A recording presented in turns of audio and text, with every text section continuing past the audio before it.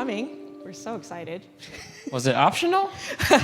Absolutely was. I was so excited. Well, I was very excited to hear, first of all, that, even at a Google event, people were just saying, it's so hard to get Kelsey to speak. And I was like, he's a DevRelCon. Ace. Yes. Yes, exactly. And I was excited that you particularly cared about this topic, the one that I was sort of putting out there as a theme. So we'll get to that, and I'm really excited to hear all your thoughts and all your great experience. So as Matthew mentioned, so we're in the Kubernetes space in our world. There are literally people who from Google who bought tickets just because they're like, oh, Kelsey's speaking. So I'm really excited. So for those of you who may not be in our space, tell us a little bit about your path and what you do, how you describe it. All right, so this is my very first time being in a DevRel organization. So I joined Google almost 4 years ago, and they're like this thing called DevRel. And when people describe some aspects of DevRel, I've been doing that my whole career in one way or another as either an engineer, engineering manager, engineering leader at a company. All aspects of bringing a product to market involve some of the things that I see people in DevRel do. So it was a very natural fit and honestly a really nice way to focus. My background is maybe started in customer service, answering telephones, helping people with their one server web host, like your server is totally gonna crash, but it's gonna be okay. And then becoming a system administrator, learning the program, and then working in the open source world. So from Puppet, configuration management, through the whole container thing with Kubernetes, and now I'm at Google. Excellent. And so to kick it off, for those of you who know Kelsey, he's well known as a fantastic speaker. He's always on the keynote stage, and we'll hopefully get to in the end, you're famous for doing your live coding, taking big risks and having them really pay off, and really making it exciting for the audience. So as part of that, I want to start, I think part of your strength, in my opinion, is that you're such a communicator, you're such an educator, right? So when you come out, you really make it very clear that you have an agenda that you want to share and you want to get people to a particular place. So can you share a little bit about that passion and how maybe you got those skills to be so good? Yeah, so I think when I started to give talks, I tried to mimic what a good speaker is supposed to be. Right, there's like all these online tools and books about how you should speak and how you should look, what you should wear, what you should do. And that never really worked for me. I just use my vernacular, like use my slang. There's some words I can't pronounce, and I'm okay with that. So what I've resorted to doing is just learning in public, okay? There's been some keynotes that I've given where maybe I'm at a chef conf and chef is about to announce a new product. And I get wind of this new product. It's like, that sounds way more interesting than the keynote I have planned. Can you teach me what this new thing is? And then maybe I can get that Hello World live demo. And it's one of those things where you're in the hotel room and you figure out how to get it to work and you get that happy moment. All I do is try to remember that and then go and recreate that on the keynote stage. So for a lot of times, it feels authentic. It feels like it's very clear because I don't stop working on that until it becomes clear to me. And then I don't forget what it's like to be a beginner and just take people on the exact same journey that I went on, but you just do it in front of them. So I'm just learning in public, and everyone has a different way of doing that. Let your personality shine through, and I think that's what makes people remember you because it's you giving the talk and not the thing that someone wanted you to be.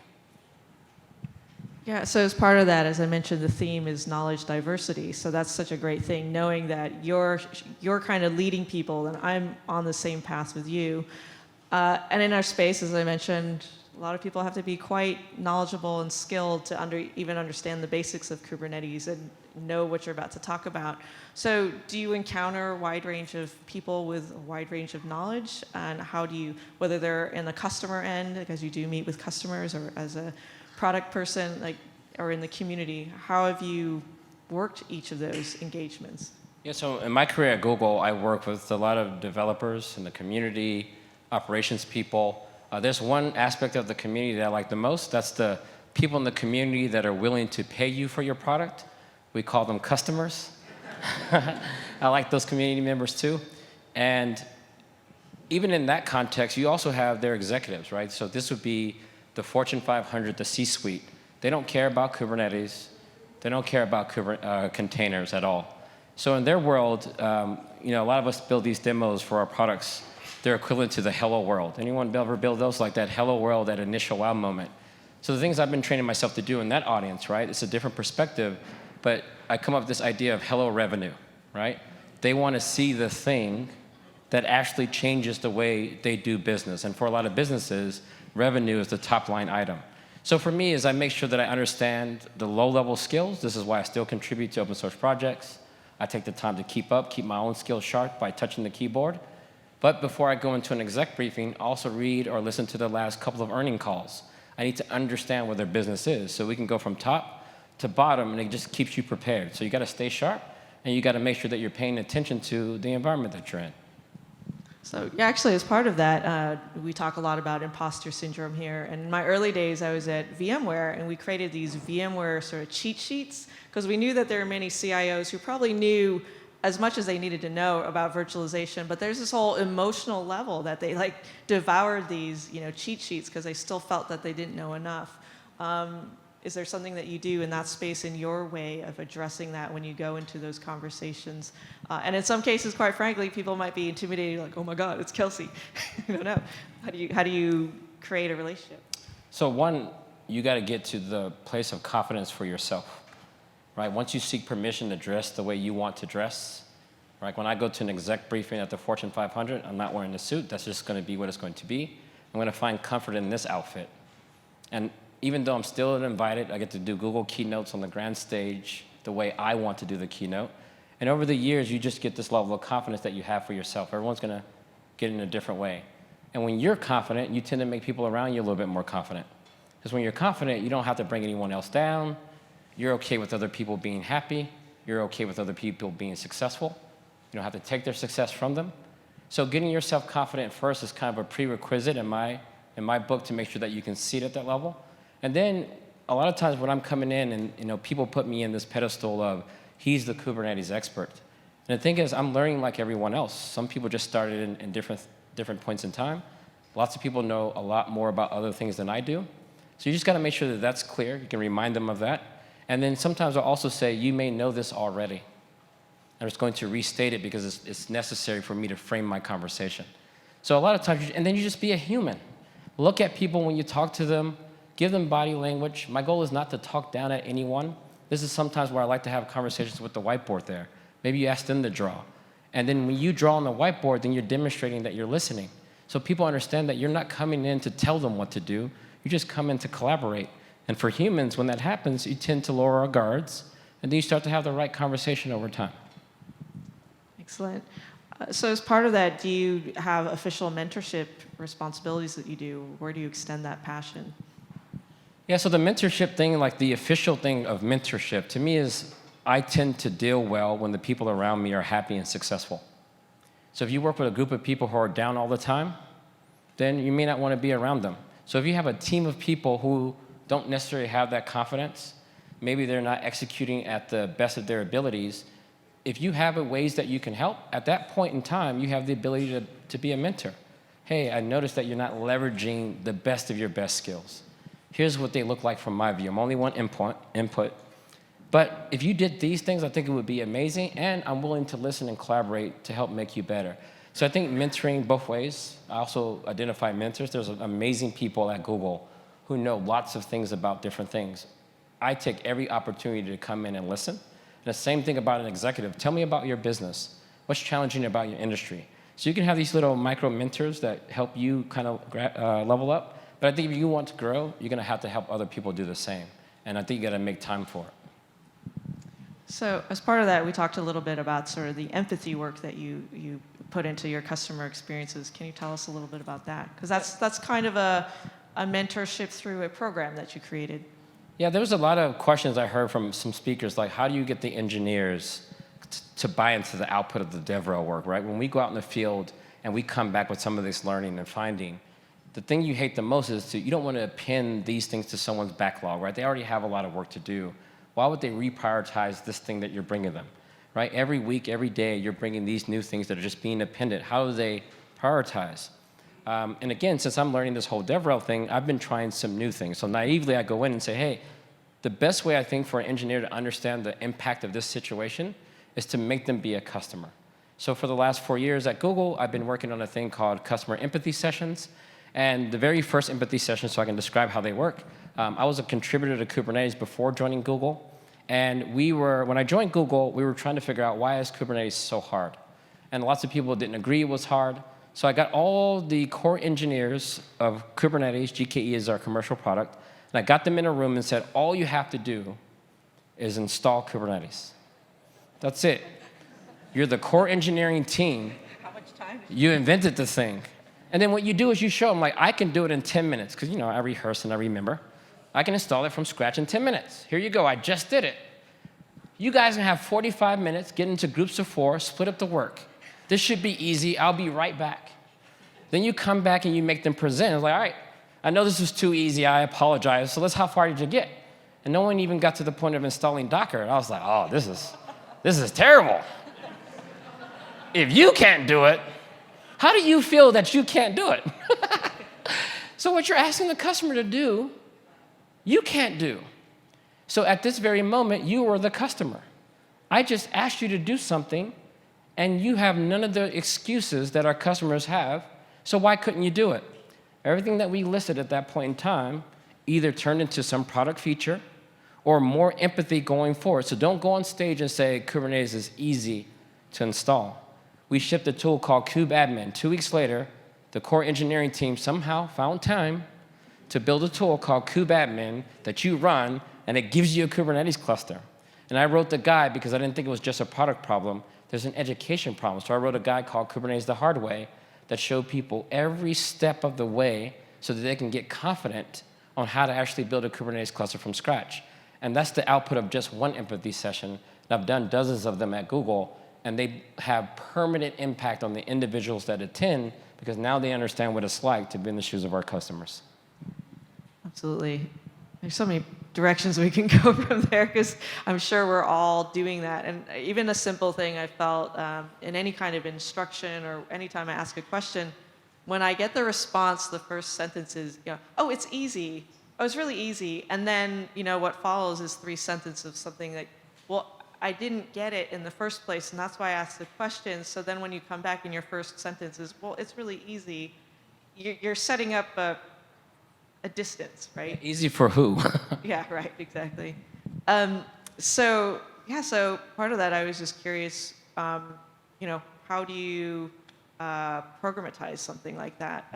Have you turned it into this program? It was sort of a single session that then now someone else has taken over, or are you personally engaged in these empathy sessions? So I am super lucky. So this is the very first DevRel org I've ever worked in, all right? And the person that I report to is my partner at Google. We don't really do the typical manager relationship. We're strategic strategists on what moves the needle forward across multiple products. And when I tried out this idea, and we started to get a little bit of success with him, Greg Wilson, he's actually here. He's probably hiring too, so there you go. And Greg Wilson was like, hey, you can turn this into a program. This is how we scale this thing. So there's a woman at our job, Kim Bannerman. She reports to Susan, who's also here. And Google's really good at looking at some things that work and turning it into something that's a little bit more scalable. So the way we think about scaling it is train the trainer programs, showing people how it works in practice, letting them do it and giving them feedback, and then putting it on the menu of services that you can get from DevRel.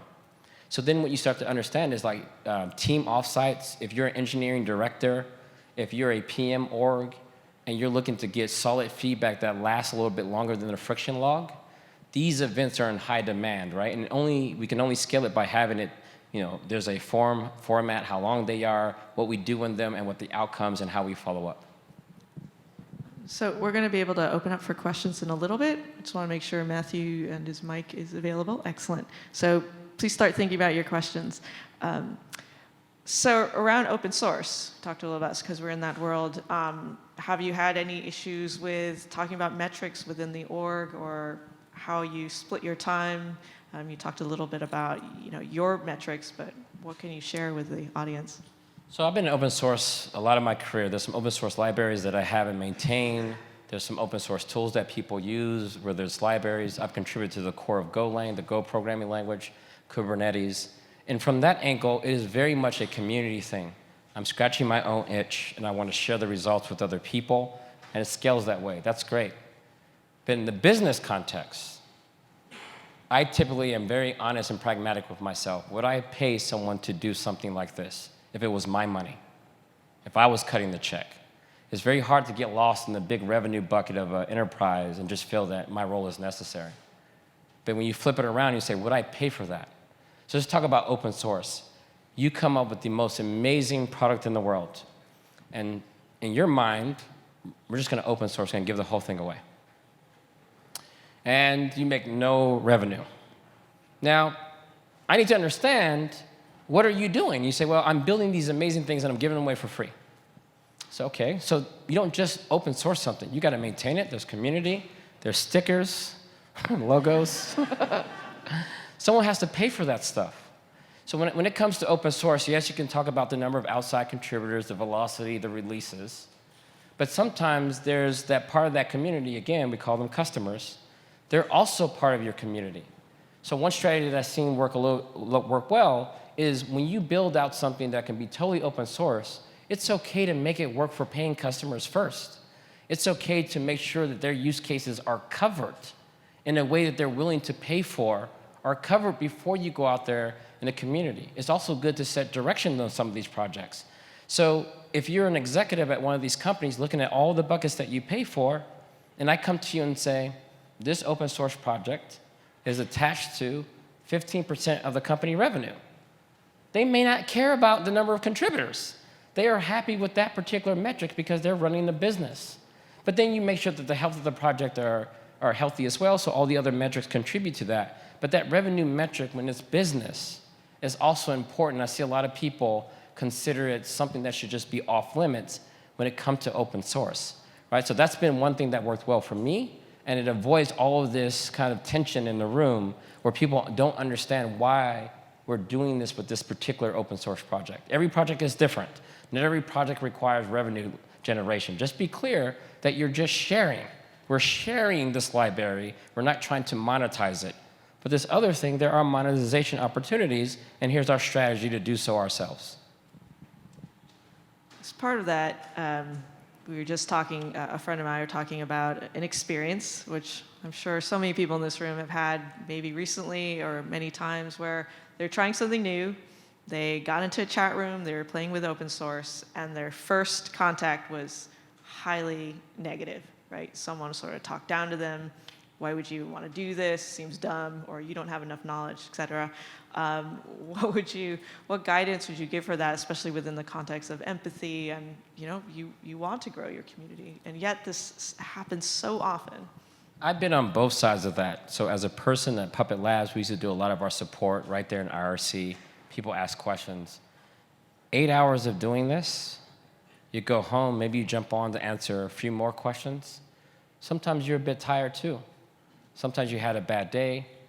You just had the performance review. You didn't get the rating you want. If someone asks about how to install Puppet one more time,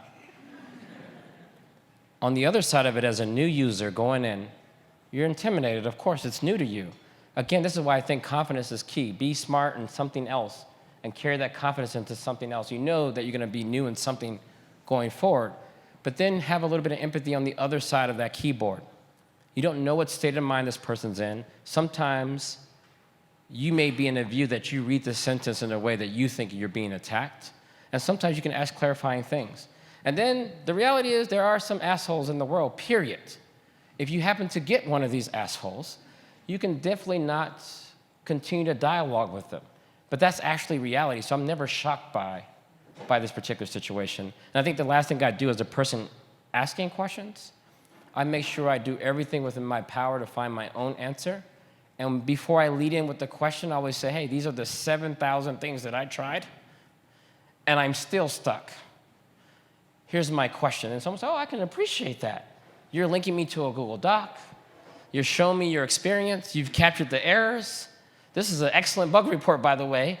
Thank you for doing all of that. Sure, I can help you. So you're going to make sure, are you bringing the same effort to the table in the ask that you respect on the response? And if the answer is not there, then a lazy question may get a lazy response. So I think it kind of goes both ways. And to give some benefit of the doubt, I do know people who are good people, and they just give a quick response on Slack, and they don't they don't hear the tone that maybe actually went across, or they don't realize that a tone could be interpreted in the words that they chose. Don't be afraid to apologize. I've apologized publicly on Twitter before where I've said something. I mean, I think I was giving a talk one day, and I said a joke about PHP, the programming language, right? The software, not anybody that works on it. And I got home, and there was this email about how that made someone feel. I was like, PHP?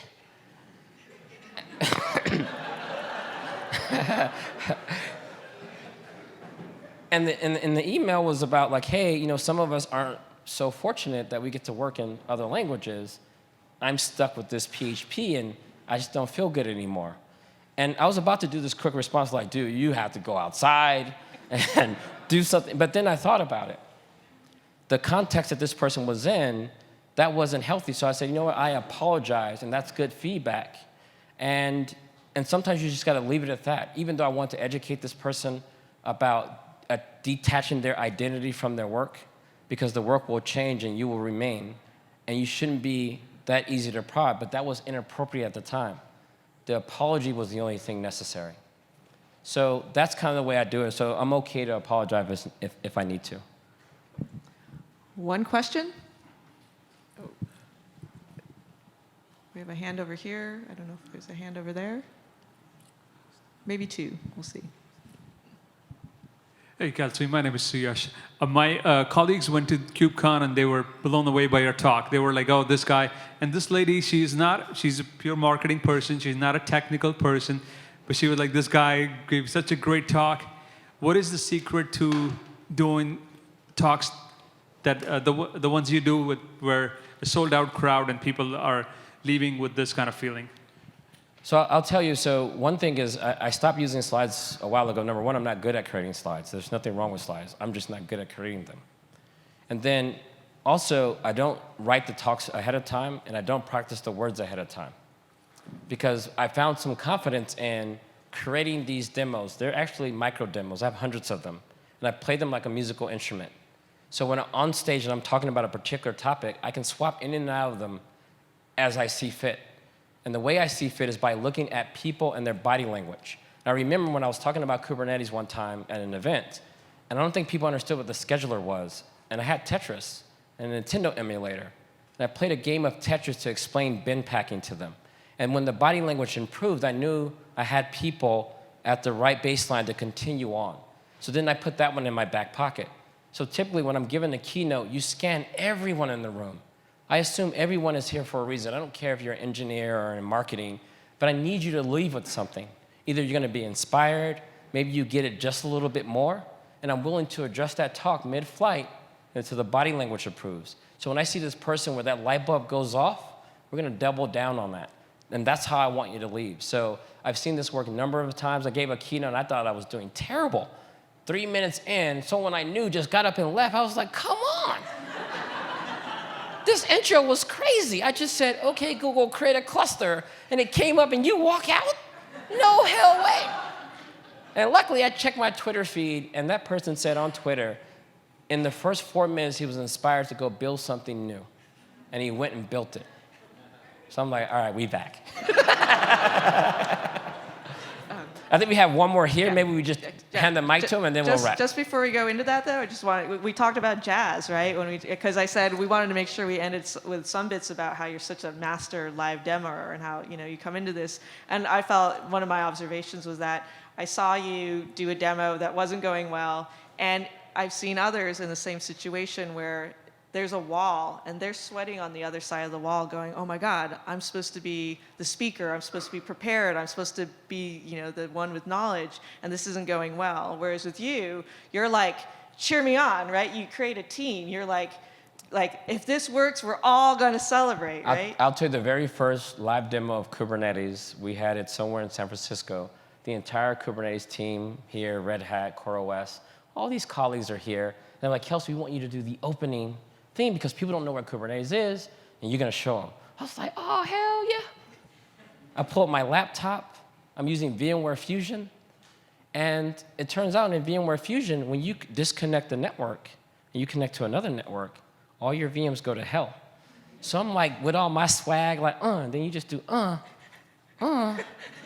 And they were like, 2 minutes. And I was like, and everyone was like, oh, this is done. He failed. And I was like, time out. Does anyone want to see this work? And they were like, yeah. And they started leaning forward. And then I said, all right, we're going to delete all the VMs. It's Friday. It's an outage. The customer's on the phone. You're on the bridge. And like, how's it going? He's like, it's cool. And you delete all the VMs, and we brung it up step by step. And I remember the VM launched, and people started clapping.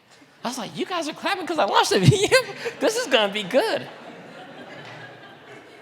And then the kubelet comes up, Docker comes up, and you're like, this ain't going to work, but who cares? kubectl applies, the thing runs, and everyone cheers.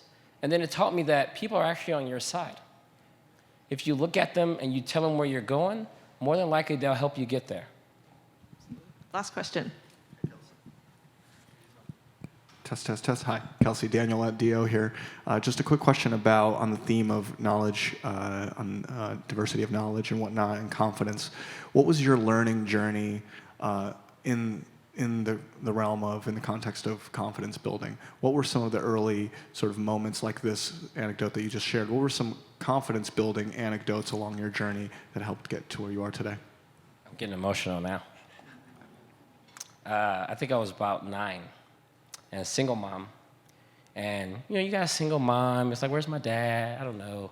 And then single moms do everything. But you don't know how much at 9. And I remember my mom was working at the dining room table. She bought a little typewriter. And she bought like how to type. It's like a flip book, right? You learn to touch type. And my mom is sitting there. She used to be a seamstress, like in a factory. You go in and you sew clothes all day. And I remember this because she used to sew clothes on the side and sell them to the daycare. She would come and, who wants to buy things? How you make ends meet. So that's the job my mom had. I can tell that wasn't a high-paying job based on the environment you live in. And you watch your mom learn how to type. There's no person you ask. And remember, it costs a lot for a typewriter when you're trying to figure out, do you eat or do you type? And she goes through and she learns to type, and she interviewed for a job with the US Customs. And on the resume is like, how fast do you type? And she was like, what's a good speed? She was like, yeah, that plus 5. And they were like, okay. And she was like, yeah, so we need to figure out how to type. So she's hunting and pecking. She's hunting and pecking. And then, remember, you're a kid, and you can hear the flow change. You hear, then you hear, someone's getting good at this. And then, remember, your timeline as a kid, you just see your mom come home with a different uniform on, with a different look. Now she has the badge, 9 to 5, not nights and weekends. And you understand the power of learning, the power of learning how to do something.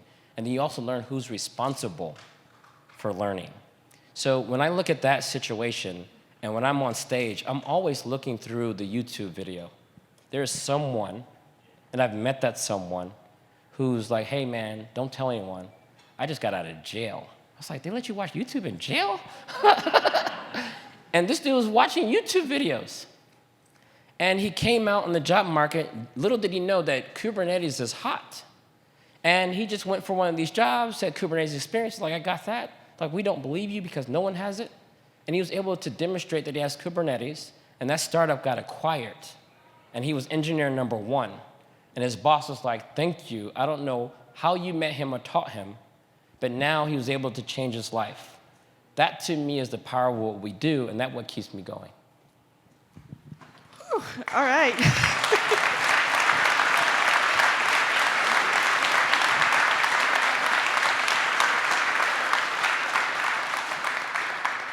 Can't find a better way to end that one. Thank you so much, Kelsey.